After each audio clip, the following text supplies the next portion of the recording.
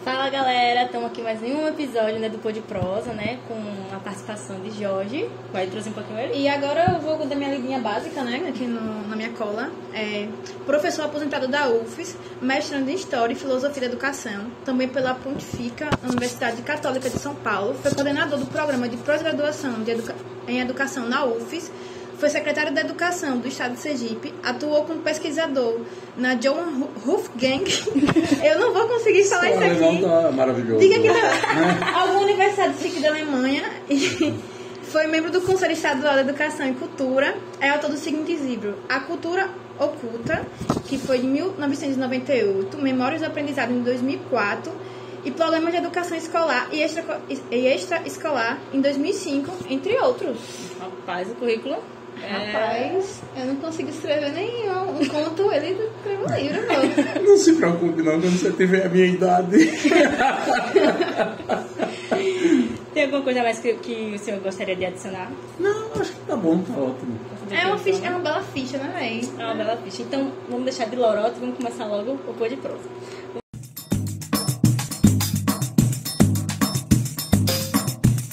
Vamos agora para a tomada de perguntas, né? Começando com... Nós sabemos que a UFES foi a primeira organizadora do FASC. Depois desses vários podcasts que a gente teve, a gente conseguiu essa descoberta, gente. Mas você saberia dizer como surgiu a ideia de desenvolver esse festival, né? Como chegou até agora? Olha, veja bem, em 1972, o Brasil estava completando 150 anos de independência, né? Se a gente recordar da história do Brasil desse período, em 1972 nós estávamos vivendo sob uma ditadura militar que havia se iniciado em 1964 e que durou até 1984. Como toda ditadura, né, os ditadores, para que a sociedade não incorpore outros questionamentos e outros problemas da vida, eles estimulam muito o nacionalismo, o civismo, esse ufanismo patriótico, né? E a ditadura militar de 1964, quando chegou em 1972, estimulou que todas as instituições de ensino superior organizassem celebrações daquilo que era o Brasil grande, daquilo que era o Brasil ufanista, daquilo que era o Brasil do qual os brasileiros deveriam se orgulhar. Nessa celebração do Sesc Centenário da Independência do Brasil, a gente teve um monte de coisa interessante. Por exemplo, os restos mortais de Dom Pedro II foram trasladados de Portugal para o Brasil. Agora, ou seja, nessas datas os digamos assim, nacionalistas, ultranacionalistas, né, eles gostam de fortalecer isso. Agora, em 2022, quando o Brasil completou 200 anos de independência, alguém teve a ideia de trazer o coração de Dom Pedro de Portugal para que o coração veio aqui, deu um passeio e voltou, entendeu? Sim, então, foi uma visitinha. Veio o Cristo Redentor, né? Então, o resultado. Quer dizer, são formas de celebração que a gente não sabe bem por aí. Eu acho que trazer os restos mortais de Dom Pedro para cá foi uma coisa bacana. Essa ideia do coração vir fazer um passeio, eu já não sei, né? A Universidade Federal de Sergipe, em 1972, só tinha 4 anos que tinha sido fundada.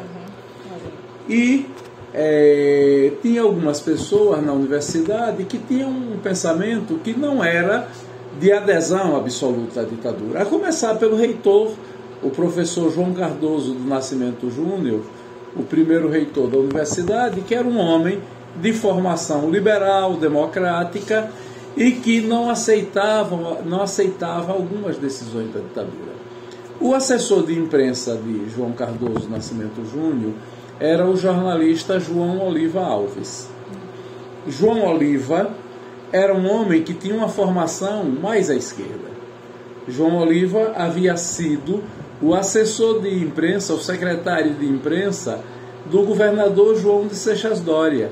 João de Seixas Dória foi o governador que em março, 31 de março de 64, dia 2 de abril de 64, ele foi deposto pelos militares, né? E junto com ele toda a equipe que trabalhava com ele. João Oliva era o secretário de imprensa dele, foi deposto também.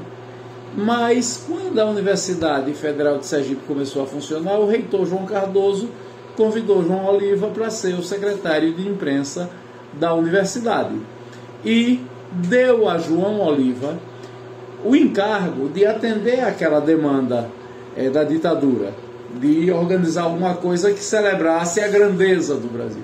João Oliva teve uma ideia muito bacana. Cumpriu aquilo que estava sendo determinado, mas arrumou um atalho, né, que o levou por outra direção. Ele resolveu valorizar a cultura e organizou o Festival de Arte de São Cristóvão. Algumas pessoas contribuíram, claro, com essa posição de João. João tomou essa decisão de sugerir ao reitor que era bacana organizar um festival de arte. O Brasil vivia a era dos grandes festivais. Você tinha festival em Ouro Preto, o famosíssimo Festival de Ouro Preto. Você tinha festivais de música na televisão que revelaram os grandes nomes da MPB e do tropicalismo brasileiro, né? Gente como Elis Regina, como Caetano Veloso, como Gil, como Edu Lobo, né?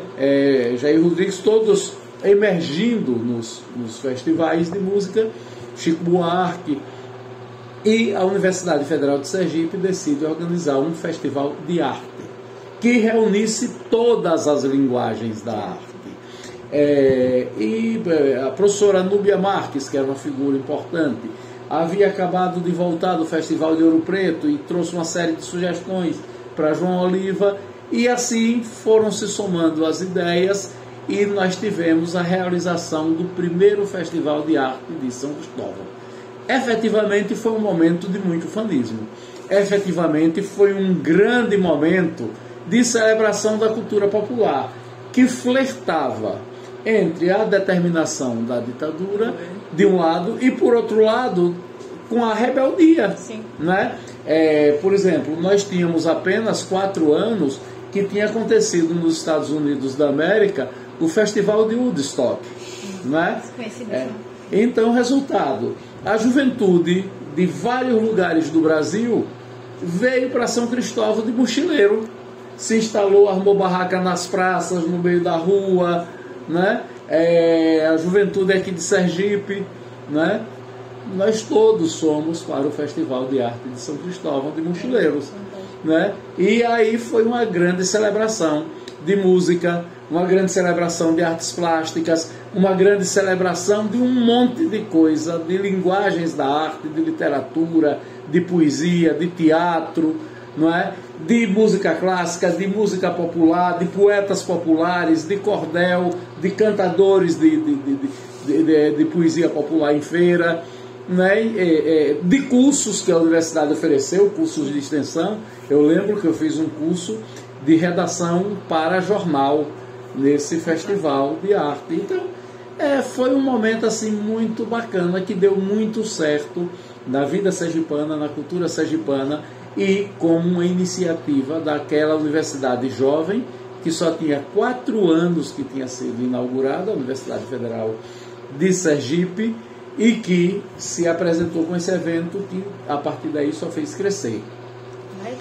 Eu tô sem reação, pô. Eu vou embora, eu tô sem falando, gente. Muito Galera, legal. eu tô em choque, de verdade. Porque, primeiramente, foi uma aula de história que, Sim. Né, que o senhor deu aqui pra gente. Um livro vivo, pô. E que eu não imaginava que tinha tanto peso cultural o surgimento, entendeu? Sim, contra a cultura. Exatamente, contra tudo que estava acontecendo na época, né? E é bom que até hoje, né, se encontrar vivo, né? 50 anos. Isso é uma magia da cultura, né? Porque ao mesmo tempo que atendeu a aspiração do ditador, mostrou a rebeldia existente na sociedade.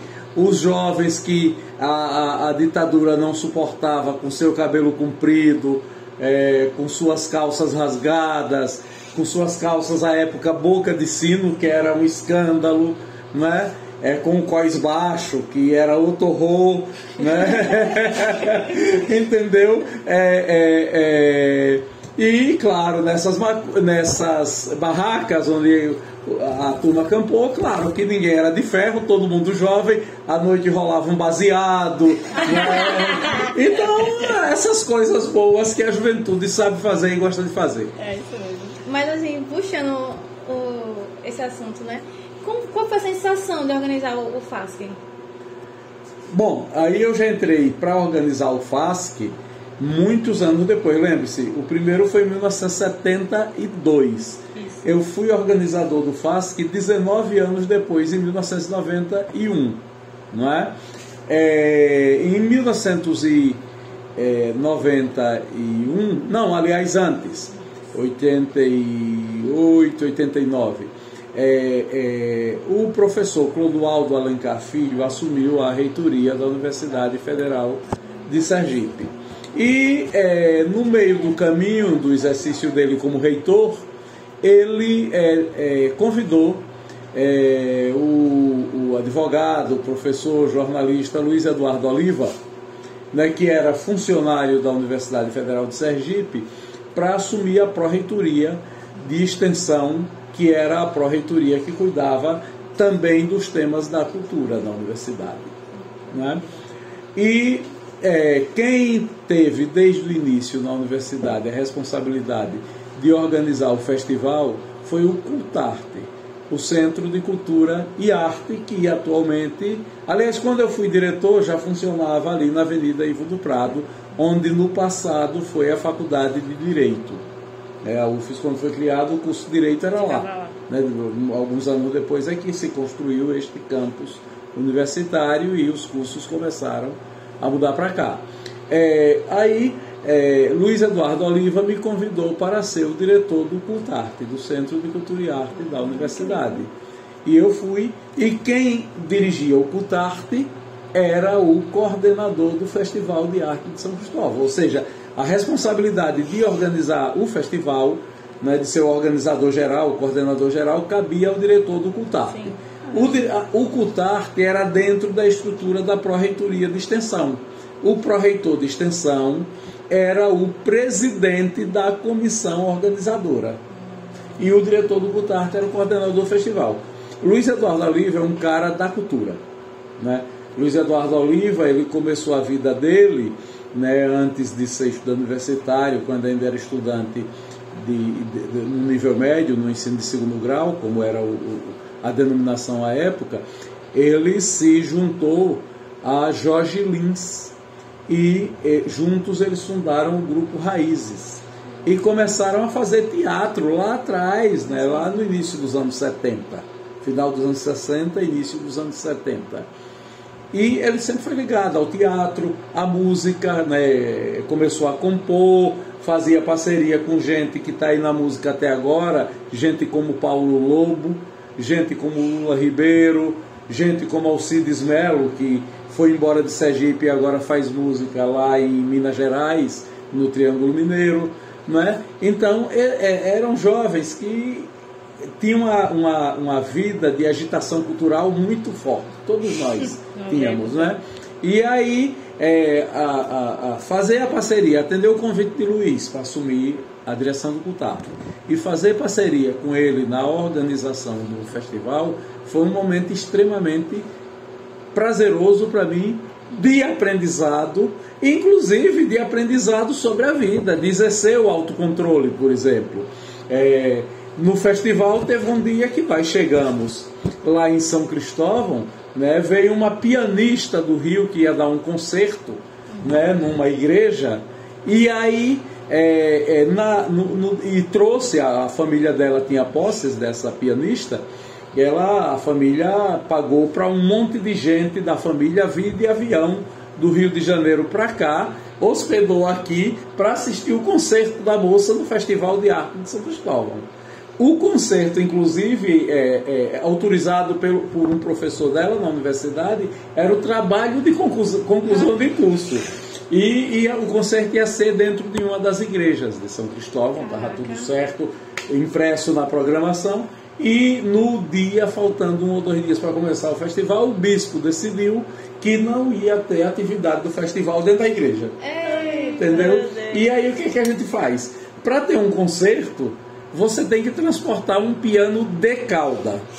Você imaginou? Pense um piano de cauda, pense o que pesa um piano de cauda e pense você tirar um piano de cauda daqui da reitoria da UFES, botar em cima de um caminhão, levar para São Cristóvão. Claro, a estrada balança, desconjunta, chega em São Cristóvão, tem que apertar o piano todinho e tem que ir um afinador para afinar o piano novamente, porque as cordas do piano afrouxam na viagem. Todo piano quando viaja é assim, né? Eu sou casado com uma pianista e de vez em quando lá em casa vai alguém afinar o piano, né? Então quando você transporta o piano de um lugar para o outro, tem que afinar o piano. E transportar o piano é uma operação monstruosa, maluca. Tem que contratar uma grua para içar o piano, botar. Aí, de repente, o piano está lá na igreja e a pianista está lá, a família da pianista, o professor da pianista, e chega a notícia: olha, não vai ter concerto dentro da igreja. Aí vem aquela massa toda, e mais os artistas que foram assistir, mais os que estavam lá, e as pessoas que estavam interessadas, em cima de quem? Da comissão organizadora do festival. E aí, o que vocês vão fazer para ter o concerto? O plano B dele. Né? E você sai feito um louco procurando lugar, aí acha um lugar que o piano, que está autorizado, mas o piano não passa na porta, entendeu? Até que alguém tem a ideia genial de botar na Praça São Francisco, no palco principal do festival. E aí, você cheio de receio para conversar com a família, será que ela vai tocar para uma multidão na Praça São Francisco? Uma coisa no ambiente fechado, outra coisa no concerto ao ar livre. Aí tirar o piano da igreja, botar no palco na praça e correr atrás do afinador, afinar. Felizmente deu tudo certo. Então, nessas coisas, você aprende, por exemplo, que para viver você não pode se descabelar, né? Eu não tenho mais nem cabelo. Não pode sair arrancando os cabelos, né? Você não pode deitar no chão e chorar, não pode espernear, não pode sair xingando as pessoas, né? Porque não vai resolver o problema. Assim, precisa sangue frio para resolver o problema. Até isso faz pode, mas assim, no off, né? Escondido, assim, meu Deus. Aí quando acaba tudo, passa tudo, que tem um concerto que dá certo, aí você sozinho no seu banheiro chama de filho da pátria, né? Chama do que você quiser, né? Mas naquele momento ali, em público e na hora, você tem que fazer funcionar. Isso é aprender a exercer autogoverno, é aprender a exercer autocontrole, é aprender a controlar o sistema nervoso. Até isso, para mim, o Festival de Arte de São Cristóvão ofereceu. Rapaz. Vai, fazer essa pergunta que a gente vai Não, perguntar porque agora. eu já tô assim, né? Gente, e é com essa parte do piano que a gente vai encerrar essa parte dessa tomada, porque eu tô sem aguentar. E aí, galera, voltando ao segundo bloco do Uva de Prosa, né? Vamos iniciar o quadro chamado A Voz do Anjo Sussurrou no Meu Ouvido, né? Que é um quadro de fofoquinha do nosso, né, convidado. E eu queria tanto que você faça isso cantando, você sabe, né, O velho? Anjo Sussurrou. Continue.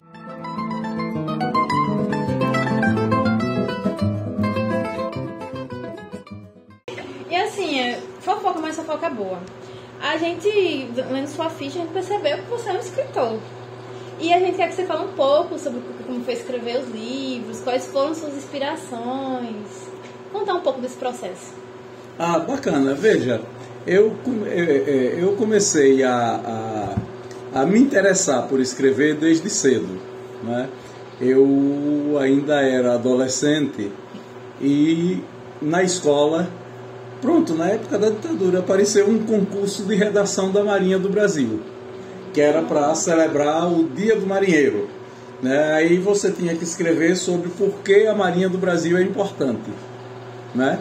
Eu estudava no Grupo Escolar General Valadão, na Rua de Vitória, aqui em Aracaju.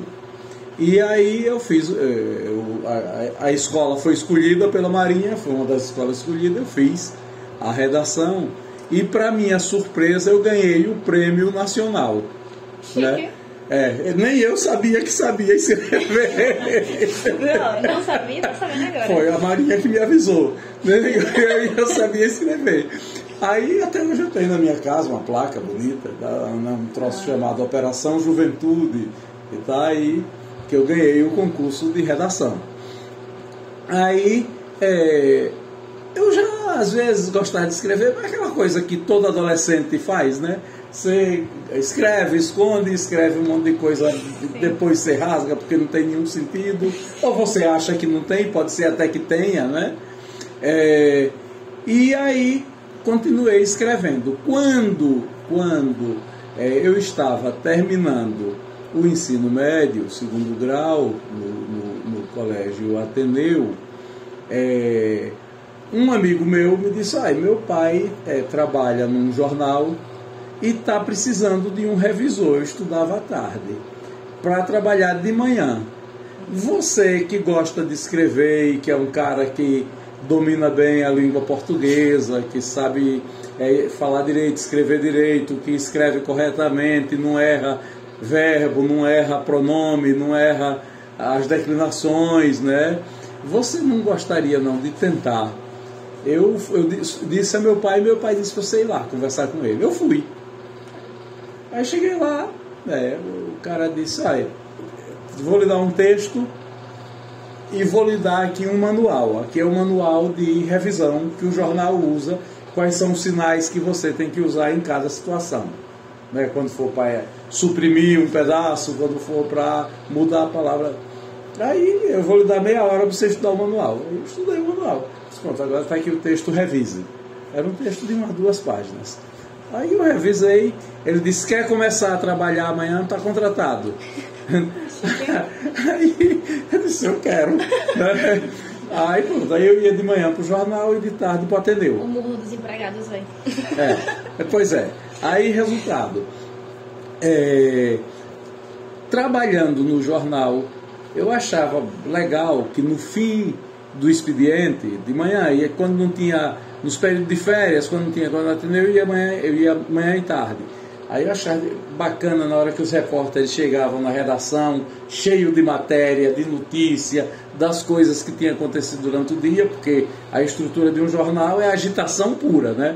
De manhã cedo um vai para a Assembleia Legislativa, outro vai para a polícia, outro vai para a área de saúde e da educação, outro vai para a Federação do Comércio, da Indústria, para saber o que está acontecendo na vida, né? E aí no final do dia entrevistou fulano, morreu cicrano, né, a catástrofe no lugar. Aí chega aquele monte de informação. E aí os repórteres vão, senta a máquina, redige, né, agora no computador, no notebook, não tem mais máquina de escrever. E tem uma outra equipe que chega no começo da noite, que são os redatores, né, que pega o que os repórteres produziram e aí vão dar forma com começo, meio e fim, né, respondendo 5 perguntas básicas que todo jornalista sabe: o que, como, quando, onde, porquê, né? Toda notícia tem que responder isso. Aí, resumo, eu achei aquilo um mundo encantador. E aí fui me metendo com aquilo e comecei a trabalhar com aquele troço.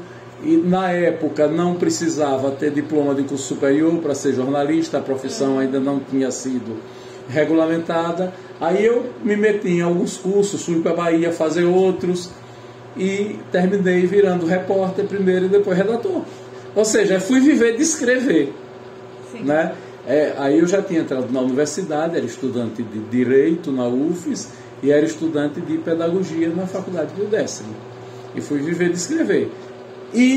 Mas eu só vinha escrever o primeiro livro quando eu estava em São Paulo fazendo mestrado na PUC de São Paulo, né? Que foi a minha dissertação de mestrado, né? Que aí eu comecei a publicar artigo em revista científica, essas coisas, e comecei a publicar livro. Aí, depois do primeiro, abriu, destravou e veio, agora já são 28 publicados, né? Aí eu escrevi ensaios de história, ensaios de pedagogia, ensaios de filosofia, de sociologia, de antropologia, escrevi romance, escrevi crônicas, né? Eu tenho um romance, eu tenho livro de crônicas, né? O último livro que eu publiquei é um livro chamado Positivismo, Ciência e Religião no Brasil do século XIX, né? Onde eu pego porque eu fiquei agora, esse ano de 2022, impressionado com esse debate da política e com a religião, o envolvimento dos evangélicos, o silêncio dos católicos, né? Isso me impressionou. E aí eu lembrei que eu tinha feito alguns estudos lá quando eu fazia doutorado, nos anos 90, e que eu discutia essa questão do envolvimento da igreja com a política. E aí eu fui recuperar algumas reflexões e aí fiz novas e resolvi publicar um livro que chama Positivismo, Ciência e Religião no Brasil. Antes tinha publicado um romance, Júlio, que além de ser um romance policial, uma novela policial, é uma discussão sobre esquizofrenia. É uma esquizofrênica que mata o pai, né? E o barato do livro é ela querendo saber quem matou o pai dela. Mas quem matou o pai dela foi ela. É que os esquizofrênicos são assim.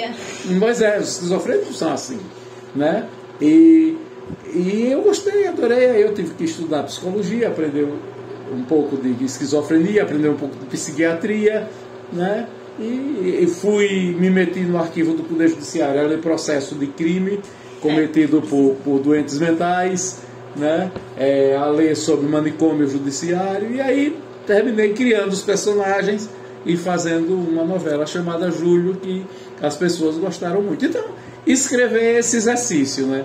Na verdade, escrever é você abrir sua alma para o mundo, né? É isso que é escrever. E não ter medo de se expor, porque quando você publica, você deixa de ser o dono do texto. O texto pertence ao leitor. E cada leitor faz do seu texto não o que você escreveu, mas aquilo que o leitor entendeu e que gostaria de ter escrito. Sim. Né? Eu acho que quando a pessoa analisa um livro, ela dá o ponto de vista dela, ela está falando muito sobre ela mesma. Mais sobre ela. Do que do autor. Normalmente a crítica literária é o que eu gostaria de ter escrito e não aquilo que efetivamente foi escrito. Agora, o meu grande barato continua a ser escrever história. Né? Eu já escrevi história de tudo. Eu já fiz história da educação, história da cultura, história de escoteiros, né? Eu fiz história de um monte de coisa. Agora eu estou fazendo um livro novo de história. E até perguntar mesmo, tem algum projeto? Está em execução. Né? Eu estou escrevendo um livro sobre coluna social. Né? Eu estou querendo saber se coluna social é fofoca, é bisbilhotar a vida alheia, é expor para todos a vida frívola de ricos e famosos. Né? Afinal, o que é? Eu acho que a internet hoje em dia é muito isso, né? Muito exposição pessoal. Pois é. Só que você sabe qual é o pior? A coluna social está me seduzindo. E eu estou convencido agora de que é algo extremamente importante. Por exemplo, quando eu quiser saber como as pessoas que viveram nos anos 70 se vestiam, onde é que eu vou procurar? Eu descobri que eu acho na coluna social, lendo a coluna social, que diz que na festa de fulano, dos 15 anos, as meninas estavam usando um vestido de tafetá, que arrumou o cabelo na mão do cabeleireiro fulano de tal, né, que fez um aplique belíssimo, e por aí afora. Entendeu? Então, resultado. E o que é isso? Isso é a história dos costumes, isso é importantíssimo a gente saber como é que a gente vive. O que é que come? Aí eu descubro que fulano de tal deu uma recepção no restaurante do Hotel Palace de Aracaju e foi servido no almoço um peixe, um robalo grelhado, acompanhado de pirê. Então, é resultado. Eu tenho um amigo que diz: olha, seu problema é que você gosta de escrever sobre coisas inúteis. E o pior é que eu acho que ele está correto. E o pior é que eu sinto muito prazer escrevendo sobre inutilidades. Esse é o fato. Ele tem um ponto, realmente. Agora a gente pode falar um pouco do seu canal. Ah, no meu canal? Ah, bacana, legal. E aí, como é que funciona esse processo de gravação e produção do conteúdo? Então, o meu canal é um filho direto da pandemia Covid-19, né? Porque ele experimentou vários hobbies na pandemia, né? Pois é, então. Aí, resultado, eu tenho alguns problemas na vida. Eu sou infartado. Misericórdia. Eu tenho... E aí, depois Eu tenho 2 stents no coração, né? 2 meias-solas. Eu sou diabético, então eu tenho, né, que ter cuidado, né, com as coisas que come. Você sabe que os diabéticos, a imunidade deles é mais baixa, né? E eu tenho um terceiro problema, né? Os meus amigos, os que gostam muito de mim, dizem: você é gordinho. Né? Na verdade, eu sou obeso mesmo, né? Então, resultado, isso me colocou no grupo de risco da Covid. Sim. E quando começou em março de 2020, eu tenho outro problema, que esse não é do corpo, é do espírito. Eu tenho dificuldade de crer na vida eterna. Entendeu? E aí, ou seja, morrer para mim não é vantagem nenhuma. Quem crê não tem problema em morrer, porque aí é que vai encontrar a verdadeira felicidade, não é? Eu tenho. Né? Se eu morrer, só tem 2 destinos para mim: ou entregar o corpo aos vermes, ou então ao fogo. Né? São 2 alternativas nada agradáveis, não é? Então, o resultado, eu com medo, né, me tranquei em casa. Se eu não sair daqui, eu não saía nem para botar o pé na calçada, né? Fiz contrato com um fornecedor de comida, que todo dia ele deixava lá na minha porta a comida. Entendeu? Aí eu telefonava, Esté telefonava, dizia: o que é que tem para comer hoje? Isso, mande isso. Aí ele tá chegando aí, o motoboy foi entregar. Aí chegava lá, a gente parecia uns astronautas de máscara, de luva, né? Aí pegava, passava álcool na embalagem, tirava, passava álcool e comia. Então, resultado, eu disse: o que é que eu vou fazer o dia todo? Aí eu me dedicava a ler, me dedicava a escrever, né? Saíram 2 livros desse período. Eu escrevi um livro de crônicas chamado O Carvalho, né? Que é uma história da família da minha mãe, né? Porque minha família é um matriarcado. Eu vivo cercado de mulheres, entendeu? As mulheres na minha família mandam geral, né? Há algumas gerações. E para completar, eu sou pai de 2 filhas e avô de uma neta. Elas dominam. Total, não tem nem o que discutir. Aí, resultado, eu escrevi O Carvalho, porque eu sou Jorge Carvalho do Nascimento. O Nascimento é meu pai e Carvalho é minha mãe. Aí o livro se chama O Carvalho porque é a história das mulheres da família. Entendeu? E aí é um livro de crônicas, né? E aí eu produzi esse livro em função da Covid. Produzi o romance Júlio, que é esse romance que eu falei há pouco para vocês, e disse: eu preciso me comunicar com o mundo. Aí comecei a fazer live.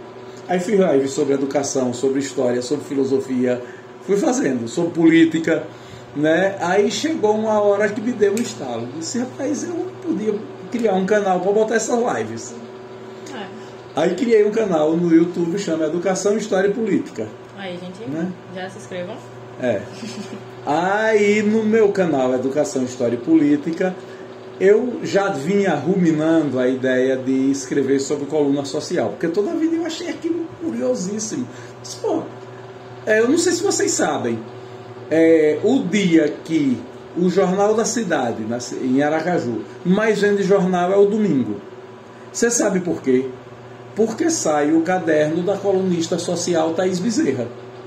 Tem gente que compra o Jornal da Cidade no domingo, tira o caderno de Thaís Bezerra de dentro e joga o jornal no lixo. Só vai ler. Ele está interessado em ler a coluna social, quem casou com quem traiu quem foi para a festa de quem, entendeu? Como se vestiu, quem viajou, quem comprou um carro bacana importado, entendeu? E assim, né? Quem decorou uma casa chiquérrima, né? Isso sempre me instigou Né? Você diz, mas por que a humanidade gosta tanto de saber da vida alheia? É isso. Mas é que a vida. É porque normalmente boa parte da sociedade que tem dinheiro se tornam pessoas de notoriedade. Pessoas ricas, pessoas famosas, alguns são artistas, outros são intelectuais importantes, e as pessoas querem saber como vive, o que come, onde mora, né, com quem anda, para onde vai, que hora acorda, que hora dorme, né, se a cama é macia, se é ortopédica, né, então quer saber tudo. E aí, né, eu disse, mas por quê? Por que esse gosto? Por que isso? E aí eu disse, bom, só tem um jeito de eu saber. Para saber, eu tenho que montar um projeto de entrevistas. Eu disse, primeiro eu vou entrevistar todos os colunistas sociais que já atuaram em Sergipe e os que estão atuando. Aí montei um questionário, só que o meu questionário saiu enorme. Se o entrevistado for prolixo, como eu sou, né, o que é que acontece? A pessoa, eu teve entrevistado que eu entrevistei durante 12 horas. Eita, entendeu? Eu sempre fazendo assim, sessões de 2 horas. Sim. Aí estava na Covid, eu aí mandava um link do Zoom, né? Sim. Aí entrevistava pelo Zoom durante 2 horas, parava, marcava uma nova data, voltava, entrevistava mais 2. Aí outro tema. Eu entrevistei o jornalista Raimundo Luiz, que foi uma figura importantíssima na mídia de Sergipe. Eu fiz 6 entrevistas de 2 horas com o Raimundo. Entendeu? Então, resultado. Aí eu me vi com aquela massa de informação monstruosa. Eu disse, é um crime. Eu que já sou um cara que o tempo que eu tenho para viver é menor do que o que eu já vivi, né? Será um crime eu morrer e deixar essa informação toda, né, para ninguém. Eu preciso socializar isso. Aí comecei a editar vídeos que eu chamei Memórias de Jornalista. Então o canal tem uma seção, chama Memória de Jornalista. Aí depois eu resolvi entrevistar alguns religiosos. Aí criei a seção Memórias da Fé. Entendeu? Aí criei outra, Memórias de Família. Comecei a entrevistar meus parentes. Entendeu? E aí vou editando os vídeos. Eu estou convencido que ninguém suporta num canal YouTube mais do que 30 minutos assistindo. 30 minutos é o limite que qualquer humano suporta. Aí o que é que eu faço? Eu pego, faço vídeos que duram entre 15 e 30 minutos. Precisa ser uma coisa assim, muito excepcional. Porque, veja bem, uma coisa é a gente estar aqui no bate-papo. Outra coisa é eu estar aqui sozinho, sem vocês, sem intervenção de ninguém, blá blá blá blá blá blá blá. Vai ficando monótono, cansativo, não é? Entendeu? Agora você não pergunta e tal, aí de vez em quando intervém. Acho que é por isso que lives estão uma coisa mais fácil de se comunicar. Exatamente. Porque as pessoas conseguem se meter. Pronto. Por isso que isso é bacana, né? Então, o canal me deu um livro, né? É esse livro que eu estou fazendo. Para quem nunca fez livro, fazer livro é uma coisa interessante. Ninguém pense que alguém faz um livro, diz, vou sentar hoje e vou fazer o livro. Não. Eu tenho um livro que eu passei 12 anos escrevendo. Entendeu? Livro você escreve um pedacinho hoje, guarda. Outro pedacinho amanhã ou daqui a 5 dias, guarda. Aí quando 3 vezes depois você vai ler os pedacinhos que fez disso. Esse não presta, rasga. Esse não presta, lixo. Esse não tá bom, vou fazer de novo, né? É assim que se vai livro. É o meu processo de produção. E aí eu comecei a assistir. Eu tenho gravadas cerca de 200 horas de entrevista, né? Aí eu comecei a ver e a fazer anotações das informações que eu preciso, porque às vezes o sujeito está contando uma história que não tem nada a ver e lá no meio solta uma informação que é importante, né? A filtragem, né? Aí eu comecei a ouvir e estou ouvindo. Até agora eu escrevi 205 páginas sobre coluna social, né? Mas aí ainda falta escrever um pouco mais, ouvir algumas pessoas mas eu estou gostando, né? Por que é que se chama As Lunetas do Lorde Gil? Porque o Lorde Gil é o pseudônimo do primeiro colunista social que eu encontrei assinando uma coluna em Sergipe, no ano de 1931. Vai ser uma homenagem a ele, digamos assim. É uma homenagem... Em 1931 já tinha fofoca assim, tá escrito. Olha, desde que a humanidade existe, viu? Eu imaginava uma coisa bem assim, tipo, vamos na casa da vizinha, tá ligado? Não já escrita assim, tipo... Numa revista. Era uma revista. Era uma revista chamada Renovação. E a coluna social se chamava As Lunetas do Lorde Gil. E o colunista assinava Lorde Gil. E o bacana, chega lá no momento, depois de muitos meses o cara publicando toda semana, a revista era semanal, aí tem uma nota bem assim da revista. O nosso colunista social, Lorde Gil, cuja família reside na Inglaterra, claro, Lorde, né? Foi convocado pelos seus familiares para retornar às Ilhas Britânicas. Portanto, a partir de amanhã ele não mais assinará a coluna. Gente, acabamos aqui entrando em Bridgerton, entendeu? Basicamente. Que tem também uma parte de uma coluna social na série, fofoca, né? entretenimento. Acho que o povo gosta, né? A gente vai encerrar o quadro de fofoca com fofoca. Né? Basicamente. De 1931. Sim. Como é o nome do quadro que você disse? A voz do anjo sussurrou no meu ouvido. Pronto, então. Literalmente. Tem um monte de sussurro que eu peguei nessa coluna social. E é isso, gente. Vamos pro próximo bloco. E aí, gente, voltamos pro quadro, né? Pro formato de perguntas. Voltando pro FASC. A gente escutou um pouquinho dessa história como, digamos, espectador e também como um organizador. E pra você, assim, qual é a maior diferença entre esses dois momentos para viver o FASC? Olha, eu acho que os dois momentos são prazerosos. Os dois momentos têm delícias, os dois momentos têm dores, né? Por exemplo, o primeiro FASC que eu fui, né, eu tinha 16 anos, né? Como todo mundo tem 16 anos, não tinha dinheiro. Era duro, quebrado. Como caso 22 e ainda não tem dinheiro? Não, não se preocupe não. Eu conheço gente de 40 que não tem. Né? Aí você vai de mochileiro, né? Sim. Aí mochileiro, você dorme na barraca, na hora que chove se molha a mochila, fica com a grana contada pensando no sanduba que vai comprar para matar a fome. Então, quer dizer, essa parte é complicada, né? Principalmente eu sempre fui guloso.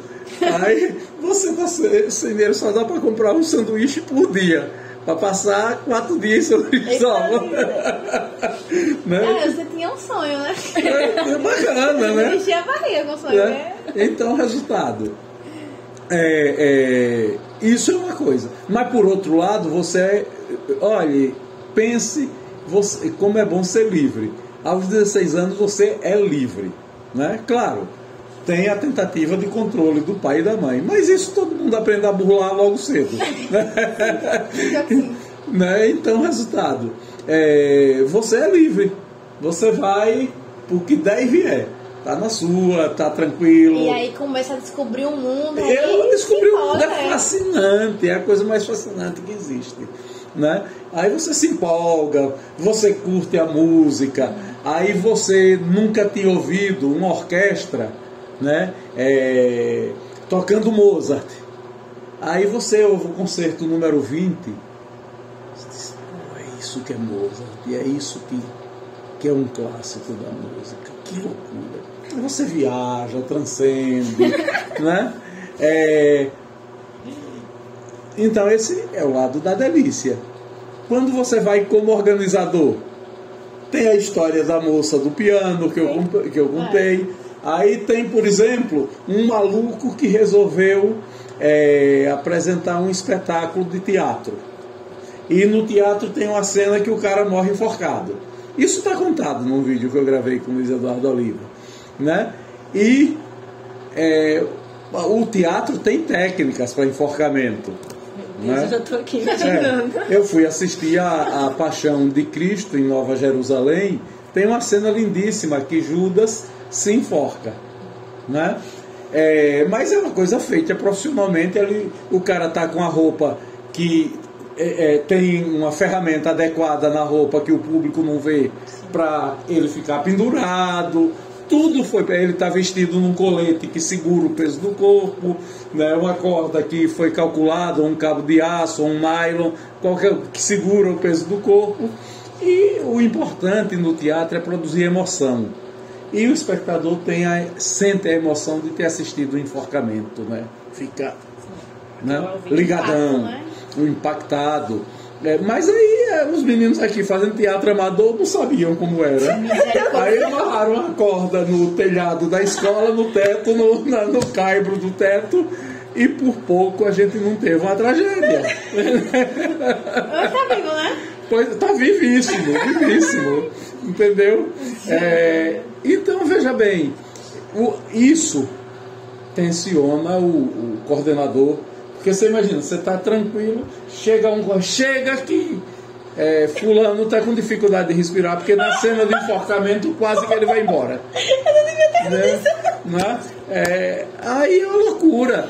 Ou então está tudo certo, porque você convidou Jardes Macalé, né, para se apresentar no palco principal, e está lá 3.000 pessoas na praça esperando a apresentação de Jardes Macalé, ou de Alceu Valença, ou de Ariano Suassuna, que veio ao festival. Sério? Né? É sério. Eu não sabia disso. E aí, quando chega, na hora você recebe... não tinha celular à época. Né? Aí chega que estão lhe chamando ali na secretaria do museu. Aí você vai lá, chega lá, tem um telefone, aí você atende. Aí é uma pessoa... Olhe, o motorista que ia buscar Macalé teve um probleminha de saúde e não foi buscar não. Macalé está no aeroporto até essa hora, esperando alguém para vir para São Cristóvão. E o público está na praça porque já está na hora de começar a apresentação. Isso é ser o coordenador do festival. Acho que foi isso que você aprendeu com o FASC? Também. Paciência. Também. A capacidade de resolver problemas. Né? Aí o que é que você faz? Você vai lá, o artista que já está lá, você mexe na programação, pede a ele para subir no palco antes de ser a hora dele. Nossa, né? quem está lá embaixo fica com raiva. Tipo, meu Deus, o que aconteceu? Daí você dá, olha... Macalé está chegando, o trânsito está difícil na rodovia João Bebe Água. E Macalé lá esperando. O carro não chegou lá para pegar Macalé, entendeu? Então, quer dizer, são coisas assim. Esse fato não é real, eu estou falando hipoteticamente, mas aconteceram vários fatos dessa natureza, entendeu? E você aprende a gerenciar problemas, mas o estresse vai lá nas alturas, né? A tensão está lá em cima. Quando acaba o dia que você bate a caneta no último número da programação, acabou. Aí você tá uma pilha. Aí a pilha desce todinha. Mas aí é que vem o fruto de ver que fez um trabalho muito que deu bom, certo. Mas você sabe a que preço deu certo, né? Ninguém paga o Rivotril depois que a gente termina. Entendeu? Então, resultado. Mas, é claro, o que é a delícia? É o aplauso, é as pessoas parabenizando, é quando termina tudo. Você chegar na reitoria e o reitor dizer, olha, tô orgulhoso dessa equipe. Entendeu? Vocês foram perfeitos. Agora, é incrível, tipo... você tá participando. Agora, quem tá organizando não aproveita nada. Pelo menos eu acho que não aproveita. Aproveita! Tem tempo ainda pra Você não aproveitou, não foi? Aproveita muito. Vamos deixar essa parte né? Aproveita muito, viu? Até porque tem uma posição privilegiada. Sabe de todas as coisas que os demais não sabem. Verdade. Sabe dos problemas, mas sabe das oportunidades, das coisas boas. Estabelece um padrão de relacionamento com pessoas que você jamais imaginou que estabeleceria, né? Nós fizemos um negócio espetacular no 21º FASC, que eu acho bacana. Luiz Eduardo Oliva, que era o pró-reitor, era meu chefe. Ele era uma tempestade cerebral permanente. Pena que ele não pôde estar aqui. Então, resultado. ele é uma usina de ideias. Então ele pega, me liga de manhã cedo, disse, vem aqui. O Cotarta era lá na cidade, na Avenida do Prado, o gabinete dele aqui na reitoria.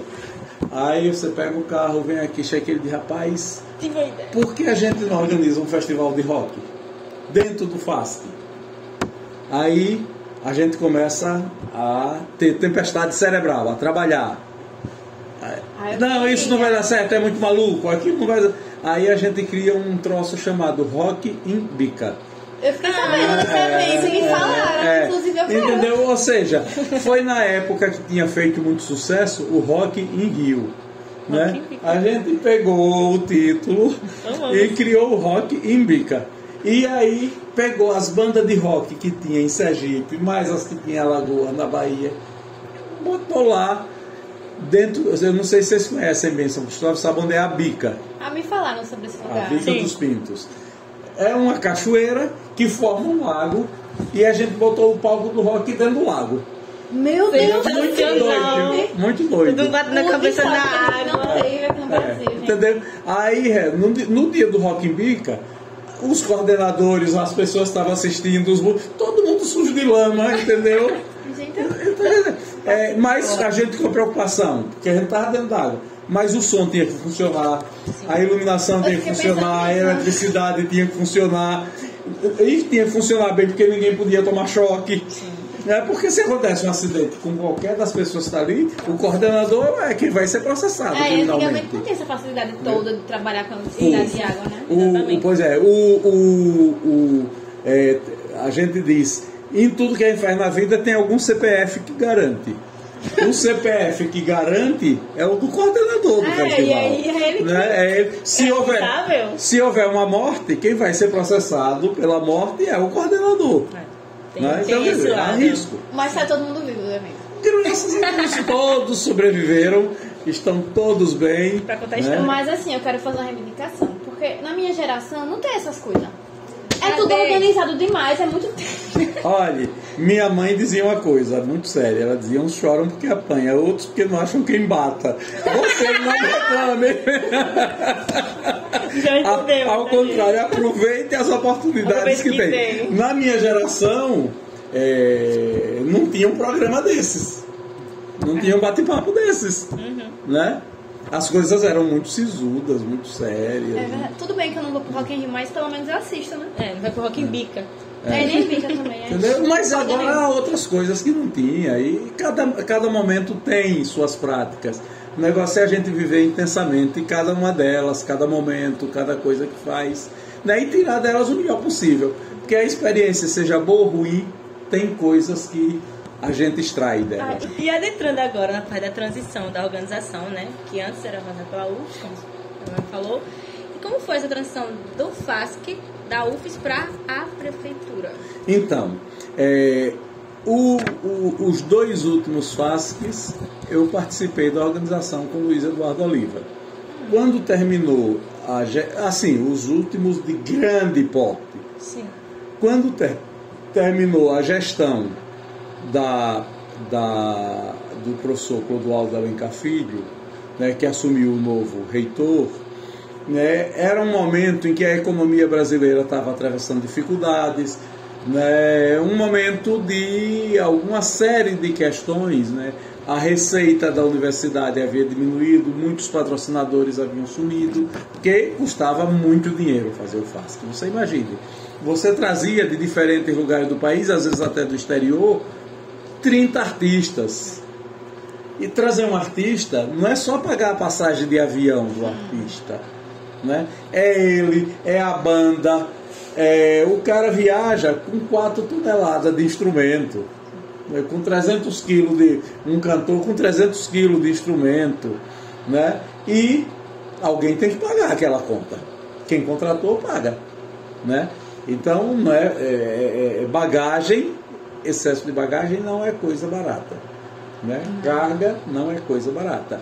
Tem que ter seguro, porque se perde uma guitarra que vale, né, não sei quantos mil reais, né? Alguém tem que pagar a guitarra, aí você tem que fazer seguro. Então isso tudo envolve muito recurso. Montar os palcos, Para montar palco você está pagando diária de eletricista, diária de carpinteiro, diária de engenheiro, né? Está pagando diária de motorista, alimentação desse povo todo, combustível. Ou seja, você vai botando os itens, são muitos milhões para organizar o festival. Entendeu? Então, quer dizer, agora que a Prefeitura de São Cristóvão está organizando, é um investimento de muitos milhões, entendeu? Para manter a infraestrutura, mas é necessário. Com certeza. É necessário, é importante. Não é? Então, o que é que acontece? Nós, né, tínhamos que fazer isso e a universidade caiu o orçamento e a universidade foi cortando coisas e os festivais foram ficando pequenininhos até que teve um último aqui dentro do campus, que foi bem pequenininho mesmo, né? E passou um monte de anos sem ter festival, até que quando o atual prefeito assumiu, Marcos Santana, ele disse: eu quero que São Cristóvão volte a ter um festival de arte.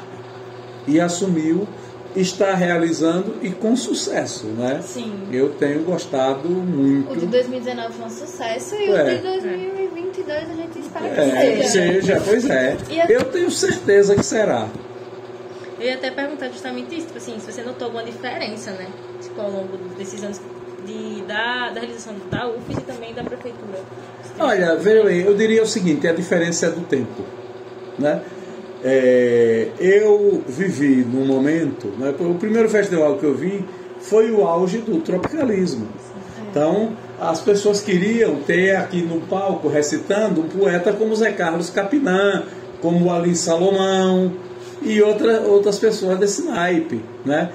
Teve um momento que teve no FASC Gilberto Gil, teve um momento que teve no FASC Gal Costa, teve um momento que teve no FASC Alceu Valença.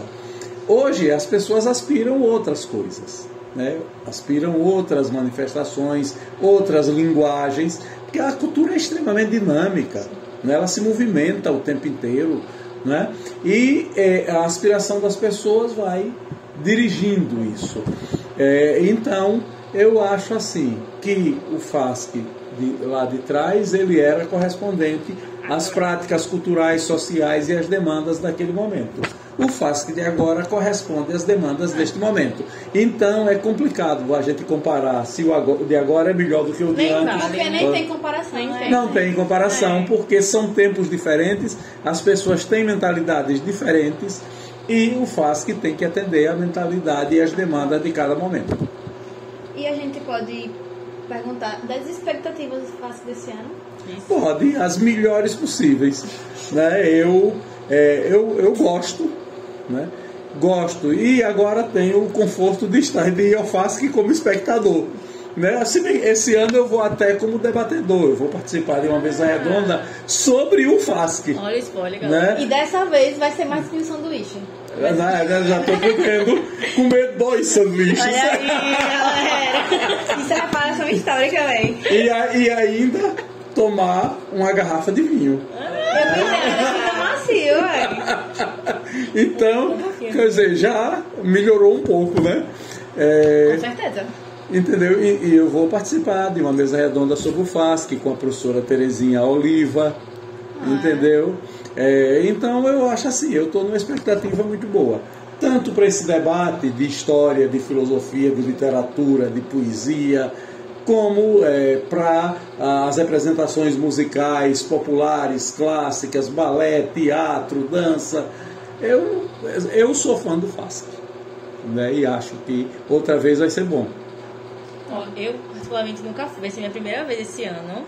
E todo mundo que passou pela essa mesa aqui falou que tá com expectativa. Todo ano eu digo, eu vou. Não, você vai sim, você vai comigo.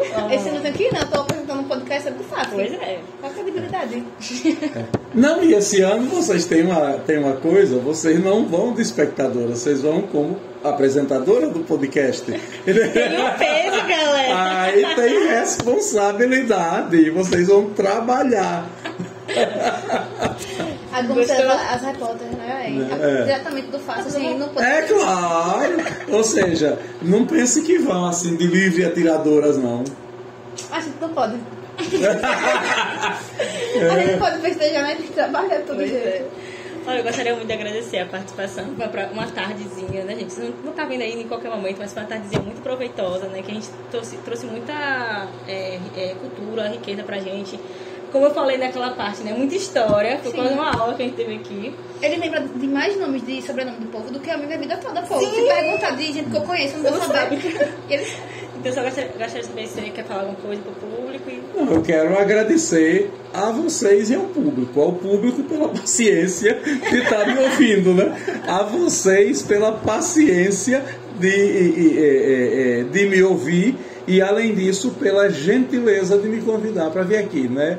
Eu adoro jogar conversa fora, né? Eu sou um conversador de carteirinha, né? E amei conversar com vocês. Então é isso, gente. Acompanha o Podprosa nas redes sociais e tchau, tchau, viu? Tchau, tchau, gente. Tchau, tchau.